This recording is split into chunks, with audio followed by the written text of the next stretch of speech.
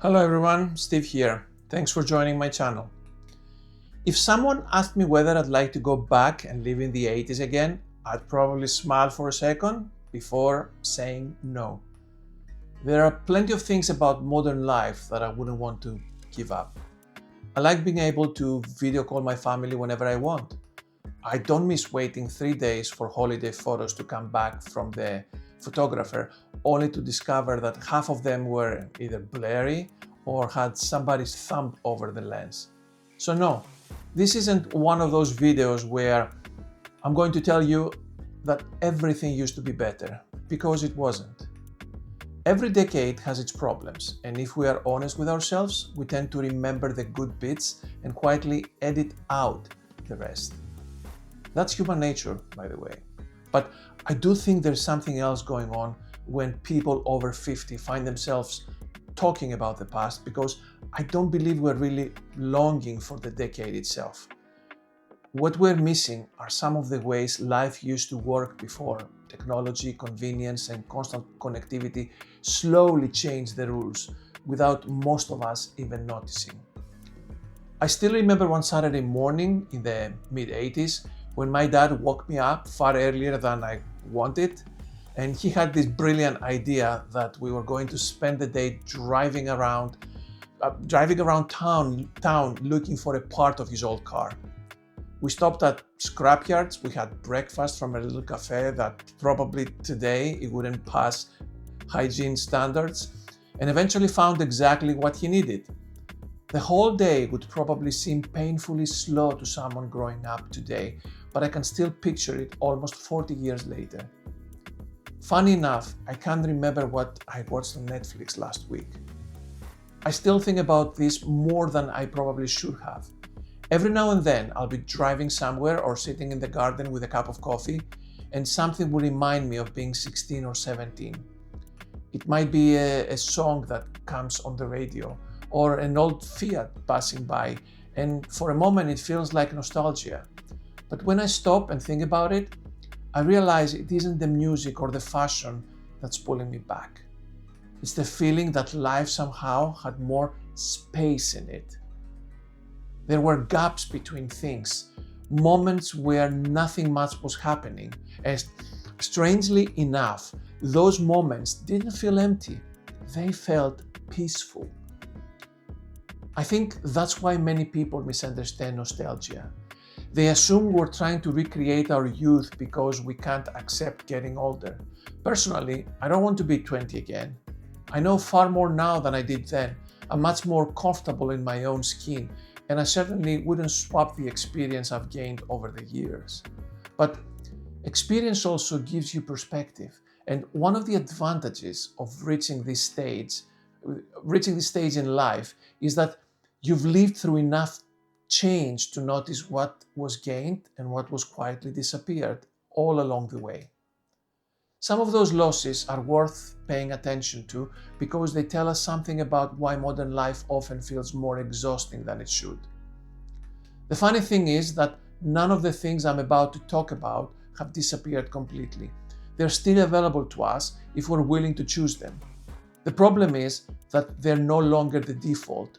They require effort now, where years ago they simply happened on their own. And perhaps that's the biggest difference of all. So here's the first one. Being unreachable back then was completely normal. One of the strangest things I think we've all accepted without questioning is the idea that we are supposed to be available all the time. If you grew up in the 1980s, you remember that leaving the house really meant leaving the house.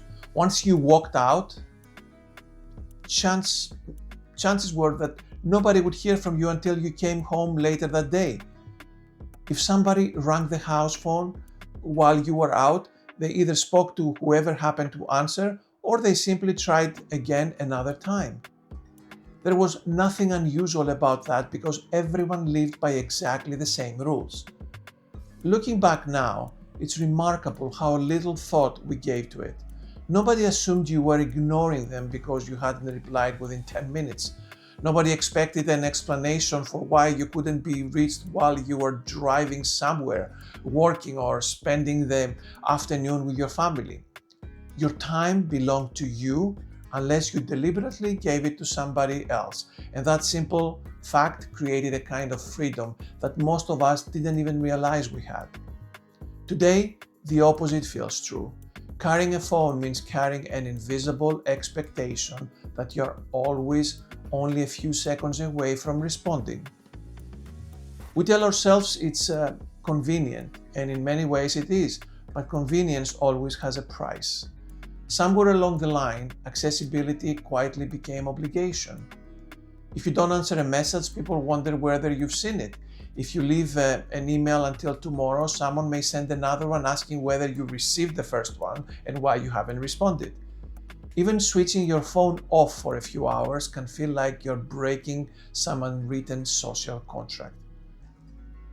What strikes me most isn't that technology made communication easier. That's obviously a good thing. Is that we've gradually forgotten what uninterrupted time feels like. We've become so used to living with the possibility of interruption that we rarely experience complete mental freedom anymore. Even when the phone doesn't ring, part of your brain knows that it could. It's a tiny background process constantly running in the corner of your mind, and like any background process, it consumes energy whether you notice it or not. I sometimes think back to long summer afternoons when I would disappear with friends for hours. We'd ride our bikes, wander around town, sit in the park talking about absolutely nothing, and definitely absolutely nothing important, and our parents simply assumed we'd come home when we were hungry or before it gets dark. That wasn't neglect, it was trust. It was normal life. Nobody tracked where we were, nobody expected updates, and somehow the world carried on just fine. Maybe that's what many of us are really missing when we say we miss the 80s. We don't miss not having smartphones. We miss the permission to disappear for a while without feeling guilty about it. We miss knowing that our attention belonged to us instead of being available on demand. And perhaps the reason that idea feels so appealing today is because uninterrupted time has quietly become one of the rarest luxuries modern life has to offer. Here's another thing we missed. When the world didn't live inside your head, I sometimes wonder whether we are carrying around far more of the world's problems than we're actually supposed to. That's not because people have suddenly become more caring than they used to be, or because terrible things didn't happen 40 years ago. They absolutely did. The difference is that there was a natural limit to how much information reached you in the first place. You might watch the evening news after dinner, or maybe read your father's newspaper over breakfast, hear something on the radio while your mother was taking you to school, and then your day simply carried on. The news ended, the paper was folded away, life returned to the people sitting around your own kitchen table. Today, it's almost impossible to find those natural stopping points. Before you've even had your first cup of coffee, you've probably seen emails that can wait until tomorrow. You have seen messages that aren't urgent, headlines designed to provoke a reaction, videos of events happening thousands of miles away from you, and enough opinions from complete strangers to leave your mind feeling busy before the day even properly started. None of us consciously asked for that, but somewhere along the way, we accepted the fact that being informed means being permanently connected. The problem is that our brains haven't evolved anywhere near as quickly as the technology delivering all this information. We still have the same nervous system that previous generations had, yet we're asking it to process hundreds of times more stimulation every single day. Every notification demands a tiny decision. Every headline competes for your attention. Every argument on social media quietly invites you to take a side, even if it has absolutely nothing to do with your own life.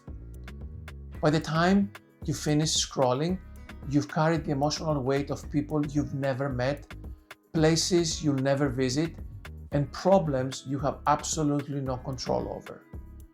I don't think that's healthy, my friend, especially as we get older. One of the advantages of reaching 50 is that you begin to understand where your energy is best spent. You realize that your family needs your attention far more than another political debate online, and your own health deserves more thought than another outrage manufactured to keep people clicking.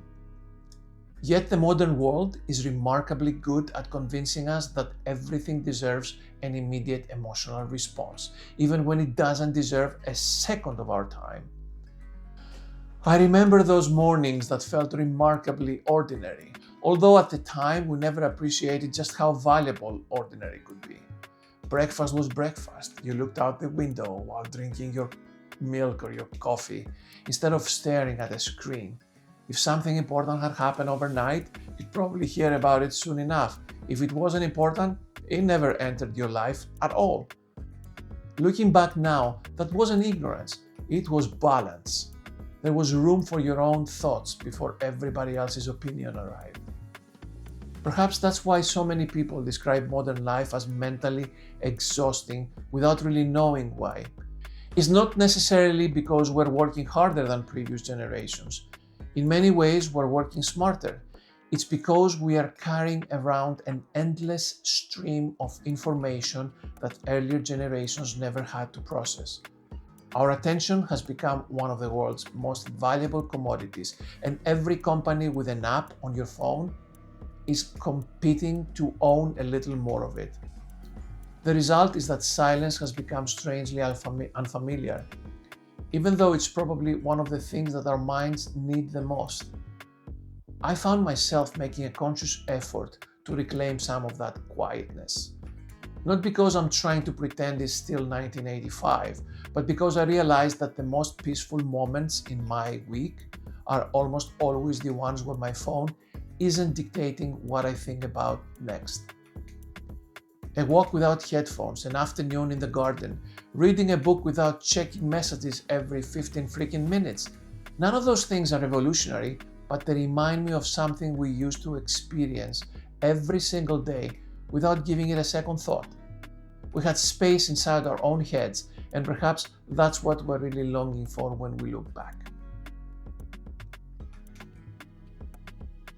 A third point about the 80s is that was when experiences didn't need an audience. Some of my favorite Saturdays were completely ordinary, as I said before. I would spend half the afternoon cleaning my bike, convinced it looked like a Ferrari, even though it was worth next to nothing, it was pretty much a piece of shit. Afterwards, I'd meet some friends. We will probably get to the park, or when I was older, we'll grab a coffee somewhere and end up talking for hours about a few things and pretty much nothing. If someone had asked me what we'd achieved that day, the honest answer would have been not a single thing. Yet those are still some of the happiest memories I have. One of the biggest differences between then and now has nothing to do with technology itself. It's what technology quietly changed about the way we experienced our own lives. When I think back to weekends in the 80s, I don't remember them as particularly exciting, always by today's standards. In fact, if you describe them to someone in their 20s today, they'd probably sound quite ordinary. We'd spend hours washing our bikes, kicking a football around the park, or helping our dads fix something in the garage, or even, washing their car so he can give us some money to buy ice cream. Or we even spend the time listening to an album all the way through without doing anything else at the same time. Wow.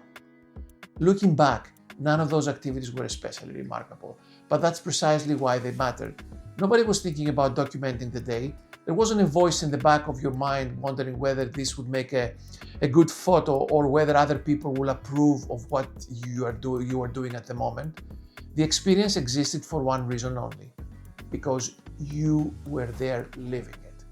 Once it was over, it became a great memory shared with the people who happened to be with you. That was enough. These days, I sometimes notice how difficult it has become for us to simply enjoy enjoy anything without feeling the urge to record it first. We go to concerts and watch them through a phone screen. We sit down in restaurants where half the tables are photographing their meals before anyone has picked up a knife and fork. Holidays are planned with one eye on the destination and the other on whether the pictures will look good online. None of this happens because people are shallow. It happens because we've slowly been taught that experiences somehow become more valuable when they're seen by other people, even people that you don't know. The strange thing is that the opposite is often true. Some of the happiest memories I have are impossible to show anyone because no photograph was taken. They are conversations that lasted until midnight, road trips where we got completely lost, afternoons laughing with friends about things none of us can even remember now. Those moments didn't become important because we shared them with the world. They became important because they were fully lived in the moment, without any thought of preserving them for later. I also think we've quietly turned enjoyment into productivity. Hobbies are expected to become businesses today. Exercise becomes content. Reading becomes a challenge to complete a certain number of books every year. Even retirement, which used to represent the chance, the definition to slow down and enjoy life, is now often treated like another project that needs optimizing with spreadsheets, side hustles, and personal branding. Somewhere along the way, we've started believing that every hour needs to produce something measurable, and if it doesn't, we've somehow wasted it. I don't believe that's how we are supposed to live, people. There is enormous value in doing something simply because it brings you peace, even if nobody else will ever know about it. Spending an afternoon fishing, walking the dog, building a model airplane, tending the garden, or sitting quietly with your wife over a cup of coffee doesn't need to generate likes, comments, or income to justify its existence. Sometimes the best moments in life are the ones that leave no digital footprint whatsoever. When I look back at the 80s, that's one of the things I miss most. Not the fashions or the music, although I still enjoy both, but the freedom to experience life without constantly thinking about how it might appear to somebody else. It's a small change on the surface, yet I suspect it's altered the way we live more than almost anything else over the past 40 years. Here's the fourth point. When trust comes more easily. That's what I miss from the 80s. I want to be careful with this one because it's very easy to look back through rose-colored glasses and imagine that everyone was more honest in the past. They weren't. There were dishonest businesses, unreliable politicians, and people trying to make a quick buck long before the internet existed. Human nature hasn't changed nearly as much as we sometimes like to think. What has changed is the amount of mental effort required just to decide what we can believe. Think about how many decisions you make now during the day that simply didn't exist 40 years ago. An email arrives from your bank, and before you even read the first sentence, you're checking whether it's a genuine or a phishing scam. You look at a product online and wonder whether the reviews are real or generated by fake accounts. You watch a video and catch yourself asking whether the voice was created by artificial intelligence. A photograph appears on social media, and instead of accepting it at face value, you find yourself questioning whether it has been edited, manipulated, or completely fabricated. Am I right? None of those thoughts are unreasonable. In fact, they are sensible. The problem is that they never stop. Every single interaction now seems to require a quiet risk assessment running in the background. And although each decision only takes a few seconds, together they create a constant drain on your attention. We rarely notice it because we've become accustomed to living this way, but if you compare it with how everyday life felt decades ago, the difference is remarkable. When I was younger, buying something usually meant walking into a shop and speaking to someone face to face. If your local butcher recommended a particular cut of meat, you generally believed him because your relationship had been built over years rather than algorithms. If a friend recommended a restaurant, that recommendation carried some more weight than hundreds of anonymous reviews from people you'd never meet. Your mechanic wasn't hidden behind a customer service portal, and your bank manager was often someone who knew your name. The world certainly wasn't perfect, but many everyday interactions felt more personal and, as a result, a little simpler. Today, we've replaced many of those human relationships with systems that are incredibly efficient, but strangely impersonable. Customer service has become automated. Recommendations come from algorithms than neighbors, and we are encouraged to trust ratings, scores, and data more than our own judgment. Again, there are obvious advantages. Don't get me wrong. We have access to more information than ever before, but information and trust aren't the same thing. In fact, the more information we receive, the harder trust sometimes becomes, because every answer is accompanied by another question. I think that's one of the reasons so many people over 50 find themselves craving smaller, more local experiences. It's not because we've become resistant to change, it's because we've lived long enough to remember what it feels like when trust is built through familiarity instead of verification. There is something reassuring about dealing with people rather than systems, about knowing that your reputation matters because your community actually knows who you are. Perhaps that's another part of what we're really missing when we talk about the past. We don't miss living in a less advanced world. We miss living in one that asked us to be slightly less suspicious of everyone around us. That may not sound like a significant difference, but over the course of a lifetime, carrying less doubt leaves you with a great deal more energy for the people and things that genuinely deserve it. So one last thing I will bring up is, and it's connected directly with the 80s, is when waiting made life richer. If there's one thing I think we've lost more than anything else, it's the ability to look forward to something.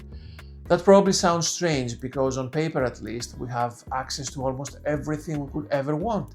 Millions of songs are sitting in our pockets. Thousands of films are available at the touch of a button.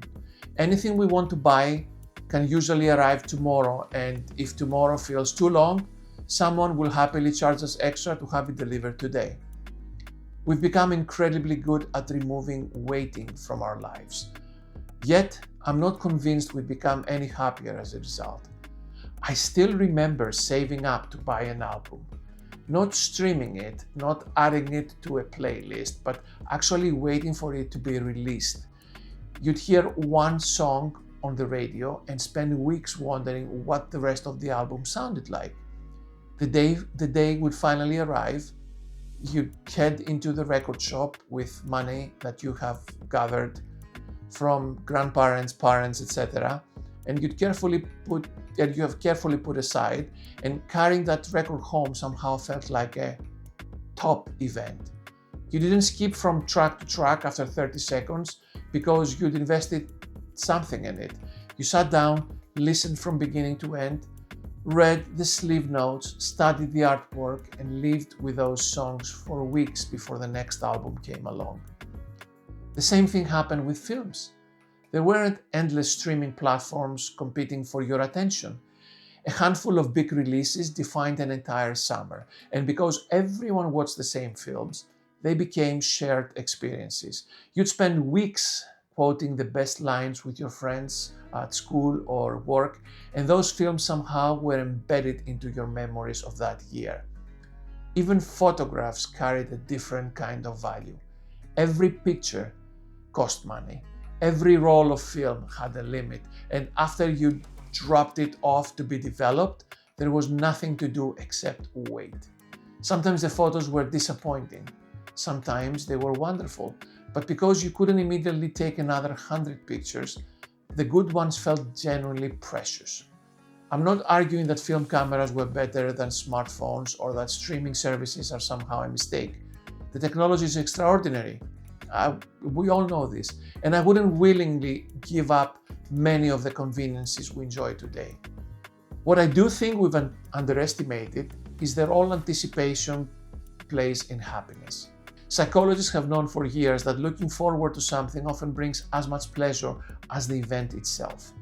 Waiting allows excitement to build. It gives our imagination time to fill in the gaps. When everything becomes available instantly, that period of anticipation quietly disappears, and with it goes part of the enjoyment. I sometimes notice this is my own life. I'll spend 10 minutes scrolling through hundreds of films before eventually deciding there's nothing worth watching. The irony isn't lost on me.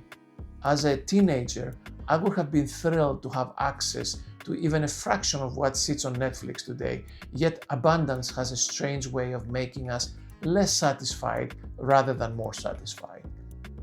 When there are endless choices, every decision feels less significant because another 1,000 options are waiting just around the corner. Perhaps that's why so many memories from decades ago still feel so vivid. They weren't necessarily better experiences, but they were experiences we had invested in. We waited for holidays, we waited for birthdays, for Christmas morning, for football matches, new albums and family gatherings. The waiting wasn't an inconvenience, it was part of the experience itself. It gave ordinary moments a sense of importance that instant access struggles to recreate. So do I really miss the 80s? Not really. I don't miss unreliable cars, tiny televisions, queuing at the bank or trying to fix a cassette where its tape had fallen out. Life today is better in countless ways, and I think pretending otherwise does a disservice to the progress we've made. Medicine is better, communication is easier, information is more accessible, and opportunities exist today that would have seemed almost impossible 40 years ago. But acknowledging these improvements doesn't mean we have to pretend we haven't lost anything along the way. That's the mistake I think people often make when they hear conversations like this. They assume you're either celebrating the past or rejecting the present, when in reality, most of us are doing neither. We're simply recognizing that progress is rarely free. Every new convenience changes something. And while many of those changes make life easier, they don't always make it feel richer.